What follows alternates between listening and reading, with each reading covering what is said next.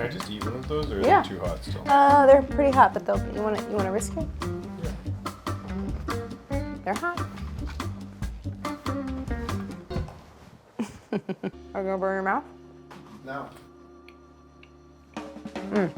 Hey everyone, I'm Claire Saffitz. Welcome to my home kitchen. Today I'm making a classic cookie, peanut butter cookies, and I'm going to show you 3 ways to form them. One of them is the way that I do it in the book, which is as a linzer. It's a great peanut butter cookie, but it's also kind of a play on the classic peanut butter and jelly.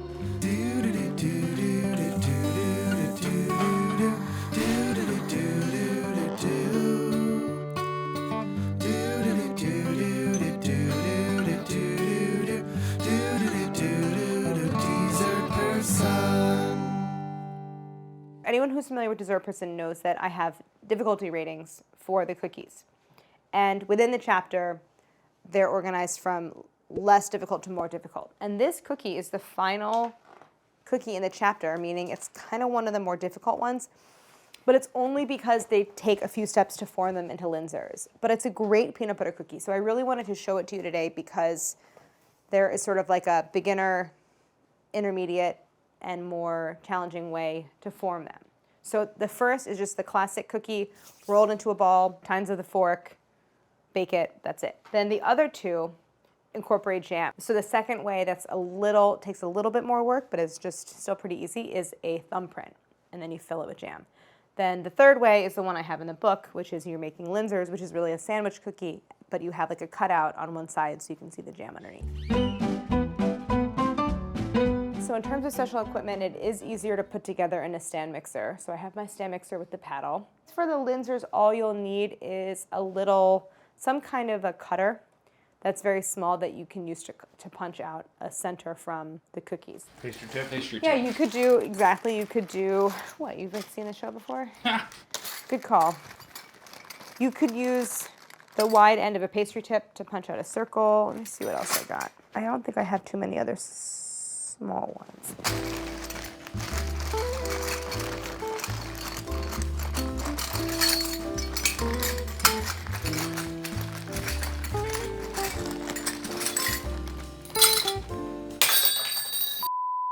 Okay, ingredients. I have all-purpose flour, kosher salt, baking soda, 2 large eggs, room temp, a cup of natural peanut butter, that's very important, vanilla extract, I'm gonna use paste, granulated sugar, light brown sugar, and unsalted butter. Plus, to assemble them, you'll need your jam of choice and some extra granulated sugar. First step for the dough is to mix the dry ingredients. All-purpose flour, a teaspoon and a half of kosher salt. I would like a really salty peanut butter cookie. I'm using natural peanut butter, so that's a peanut butter where the only ingredient is peanuts. So I want like really concentrated flavor. This particular brand, which I really love, it's really salty, which is what I like about it. So then for baking soda, a half teaspoon. So just whisk this together. I'm gonna start with my butter. I left the butter out overnight, so it's pretty soft. A portion of the fat in the recipe comes from the peanut butter itself, which has all sorts of oils in it. And I have a half cup each granulated and brown sugar. My light brown sugar got like really lumpy, so I switched to dark brown, which is fine. It'll just make the cookies a little bit darker in color. So then my natural peanut butter. So stir it really well. The recipe calls for crunchy, which I really love. I want that texture in there, but if you prefer smooth, use smooth. I mean, this actually is the smooth variety of peanut butter, but there's still lots of texture in it, so I think that's important. So then I'm gonna turn this on low just to get everything combined and then increase the speed. I'm going for not like super light and fluffy, but I just want it to be kind of pale and light.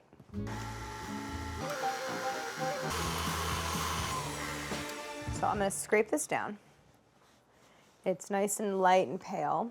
So I'm gonna add the eggs. I'll do one at a time.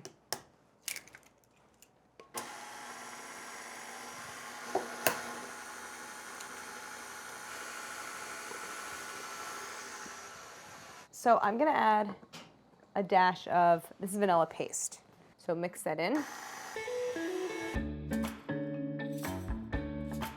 Add all of the dry ingredients. So everything goes in at once. So I'm adding it all at once because I don't want to overmix, but if I were to turn it on, I would just fling the flour everywhere.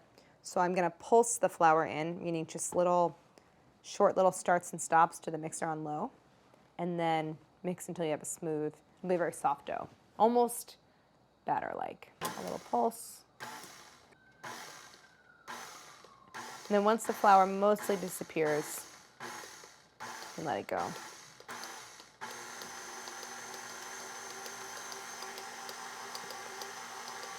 So now I want to really scrape down the bowl extremely well and fold the batter a few times, because as great as a stand mixer is, there does tend to be some unevenness as far as mixing.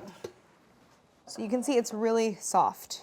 Like, we would not be able to form this into cookies very easily. I'm going to chill it down. Make sure that you scrape the bottom and sides of the bowl really well. This area where it's shiny, that's like unincorporated butter. So that's what you want to fold in until it's all uniform.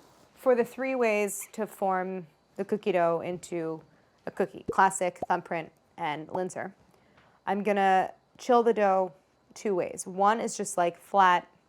All I want to do is cool down kind of in a slab. I transfer about half the dough. So I'm just gonna kind of spread this into a block. You could do it as a disc. I think it's a little easier to keep it in a square shape.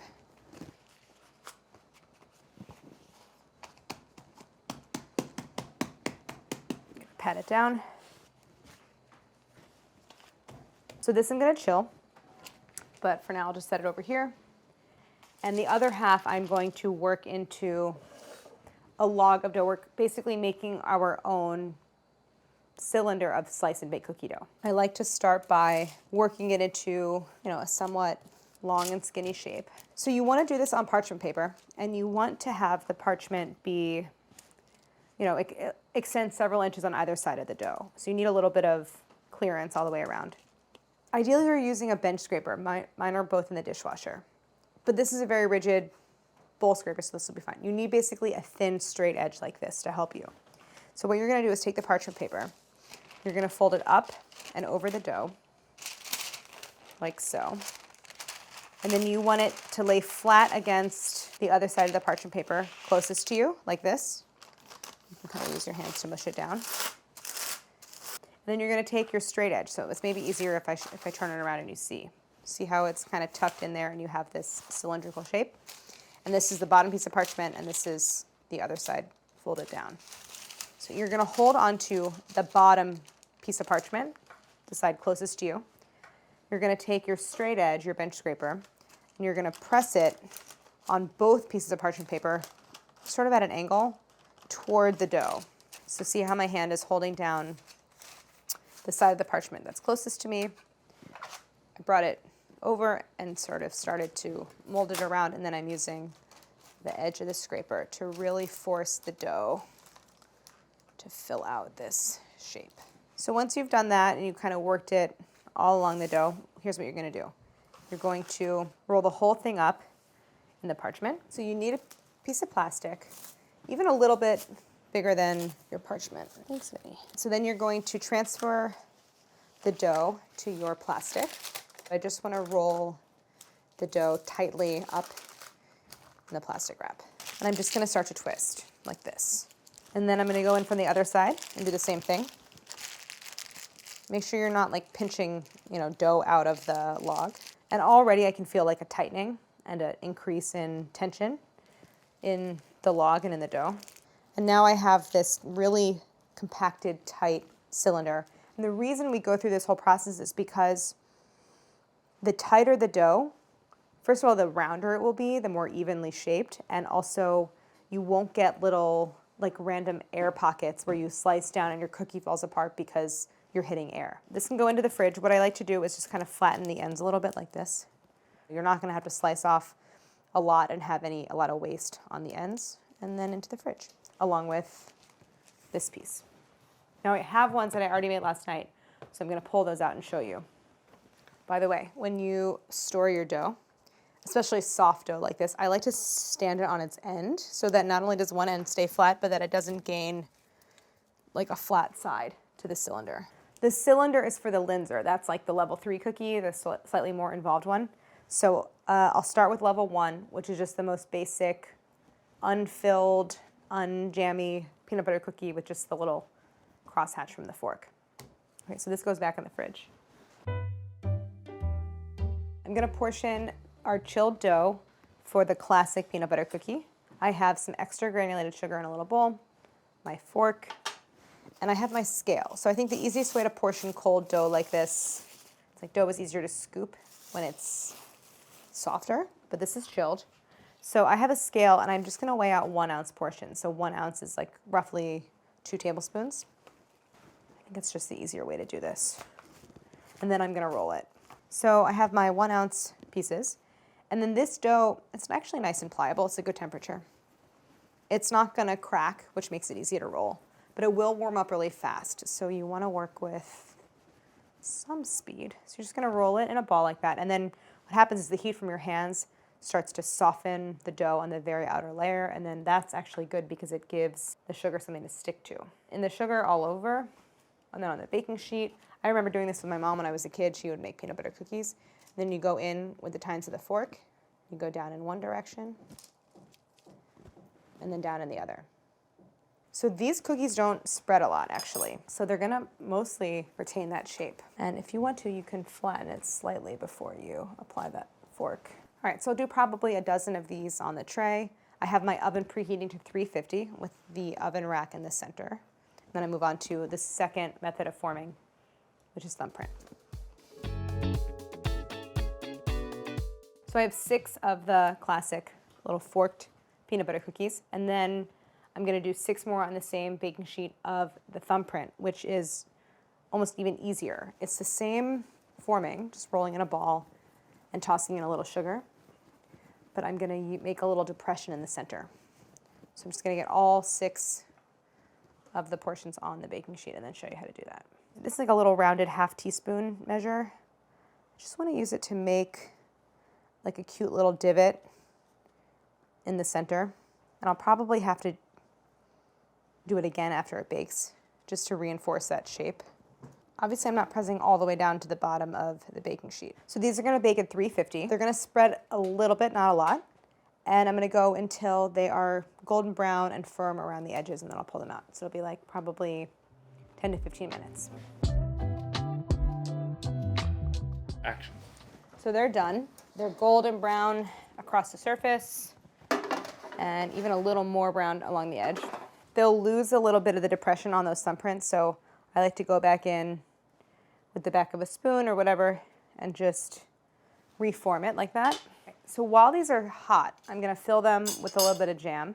If I were filling the cooled cookies, I would warm up the jam a little bit. But since I'm putting the jam in still warm cookies, it'll kind of melt and settle the jam a little bit. Plus this jam is not very lumpy. This is a blueberry. You can use any kind you like. Obviously grape would be kind of classic. And in the book, in fact, there's a recipe for Concord Grape Jam, which you can make yourself if Concord grapes are in season. And if not, then just buy, use whatever store-bought one you like. So I'll do 3 of blueberry. And then I think I'll do some raspberry as well for a slightly different flavor. So I'd say I'm putting about a teaspoon in each one. Okay, so we have our level 1 and level 2 peanut butter cookies. Level 1 is just the classic fork. Level 2 is a thumbprint. We're gonna let these cool, and then I'm gonna show you level 3, which is the linzer, using our slice and bake. I'm gonna remove the plastic and the parchment, and I'll show you how. So I just cut a piece of dough off, and actually I have a little bit of parchment that got folded in here, which is kind of you run that risk when you form it this way. Then I just slice down the side. It's like a sausage. You're taking off a casing or something. So when I cut from a slice and bake, I like to roll the log like so. I like to roll it because it helps to maintain a regular shape and not have one end kind of flatten, which is important because you want everything to be round. So you'll just cut these rounds of dough, and I'm cutting them, I would say, about a 1/4 inch thick. So half of these will become the bottoms of the cookies, and half of them will be the tops, and so for half, I'll punch out a shape, and you'll get, that'll be the tops of the linzers. And I'm trying to cut relatively quickly because this is gonna warm up fast. If you feel like it's getting too warm to slice, just put it back in the fridge or even the freezer for like a minute or two, and that'll set the outside. So there are my circles. I'm going to pop this back in the fridge so it doesn't get too soft. I'm going to sprinkle a little bit of granulated sugar, tops and bottoms, just all the cookies, just for a little crunch. They're not an overly sweet cookie at all. And in fact, I think people are accustomed to peanut butter being a sweet flavor, but I actually find, especially natural peanut butter that's unsweetened, I find it to be very savory. So a little extra sugar is nice. And then here is my cutter. See, so now I'm going to punch out a center circle from half of them. I have 3, 6, 9, 12, 15. Well, now I have an odd number. So just press down and spin. Because the dough is soft, my rounded dough is stuck in the bottom of the cutter, but just kind of coax it out with a skewer like this. Keep it on the baking sheet because you'll also make like little mini bites of peanut butter cookie. I'm going to bake these. These will bake faster than the other two styles because they're just thinner. They're already pretty much spread out, and they will spread less because they'll set faster. So I would say maybe 10 minutes or so, and then we'll assemble our linzers. Now in the recipe in the book, it has you, because you're doing all of the dough this style, it has you bake 2 sheets at a time, upper and lower racks, but we just have the 1 sheet, so bake it in the center. Final steps of our level 3 peanut butter cookies, just to assemble our linzers. So these have cooled. And now here is an important thing to remember with linzers. The bottoms, the ones where I haven't punched the circle out. You want to flip them over and you actually want to fill the side of the cookie that was on the baking sheet. So the sugared side actually is the bottom of the cookie, so you have to turn it upside down. Does that make sense? Yeah, that part goes on your tongue. That part goes on your tongue, exactly. Okay, well said, Cal. I'm just gonna add a little bit of jam. And I don't like a thick layer. And also, the thicker you make it, the more opaque it becomes. And I like when you can see a little bit of the kind of jewel tone color of the jam. Plus, too much jam and the top cookie will slide around a bit. So that's, I think, a good amount to me. And then you just put the top one on. And you have your little, like, stained glass linzer sandwich cookie. So this one has blueberries in it. So this might give me some issues, but let's see. And the idea of having the idea of slicing all the cookies from one log is that there is no like matching up the tops and bottoms. They all are the same shape more or less. And if they're a little off, that's fine. So there you go. I'm gonna taste a linzer. I think I'm gonna do blueberry. It feels like you're cutting the dough thin when you're slicing that log, but then you put them together and obviously you double the thickness plus the jam, so you get like a pretty substantial cookie. But I like that because I want more cookie than jam. And so you can see they start to set as the cookie sits, so they really become like little sandwiches. The dough is so tender. It has sort of like a sablé quality. Sablé means sandy, like it has that really tender, almost dissolving texture. It's really so good. I think the recipe itself is really easy. You can do it with a hand mixer. The key is really just letting it chill so that you can work with it while it's cold and isn't so soft, but it's really versatile. You can make it into a classic rolled in sugar, pressed down with a fork, peanut butter cookie. You can upgrade it a little bit to a thumbprint, which is just one little extra step. Although, side note, I would make them smaller than this because these are kind of big. Or you can take a little bit of time, form them into a log, and do it slice and bake style, making these incredibly cute little linzers. So thank you for watching. So glad to be making recipes from Dessert Person and bringing them to you again. And like and subscribe.